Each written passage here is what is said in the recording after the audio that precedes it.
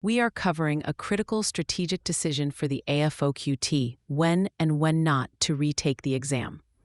A common misconception can derail an otherwise promising Air Force officer application.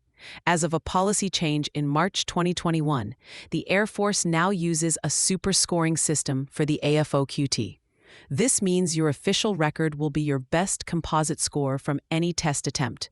For example, if you score a 90 on the pilot composite on your first try and a 75 on your second, the 90 is your score of record for that composite.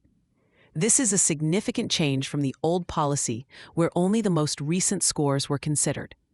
While this reduces the risk of getting a lower overall score, the decision to retake still requires careful strategic thought, especially considering you must wait at least 90 to 150 days between attempts. The first question you must ask is not, can I do better, but do I need to do better?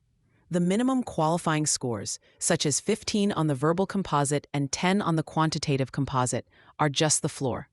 Competitive scores for rated positions like pilot are often much higher. Let's consider a practical exam-style scenario. Imagine a candidate, Alex, who scores a 75 on the pilot composite. While this is well above the minimum of 25, Alex knows the average for the last selection board was an 80. In this case, Alex's score is below the competitive threshold. A retake is a logical consideration.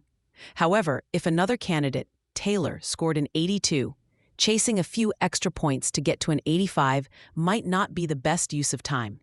The Air Force uses a whole-person concept in selections, and Taylor's time might be better spent improving their GPA, physical fitness scores, or gaining leadership experience. The most common exam trap here isn't a question on the test itself, but a trap in strategic planning. Candidates often retake the test without a significant change in their preparation, hoping for a better outcome. This is a mistake. As a rule of thumb, you should only retake the AFOQT if you have dedicated at least 50 hours of new, targeted study on your weak areas. Simply reviewing old material or retaking practice tests is not enough. You need to learn new concepts or new approaches to problem solving, whether in math knowledge or instrument comprehension. A great mental shortcut to remember is retake for need, not for pride. If your score is below the competitive average for your desired career, you have a need. If your score is already competitive, wanting a higher score for bragging rights is driven by pride, which carries unnecessary risk and consumes valuable preparation time. The waiting period between tests is a real constraint that affects application timelines. Plan your initial test date to allow for a potential retake before your application deadlines, should you need it. For free practice questions, AI-powered explanations, and more exam prep tools, visit openexamprep.com.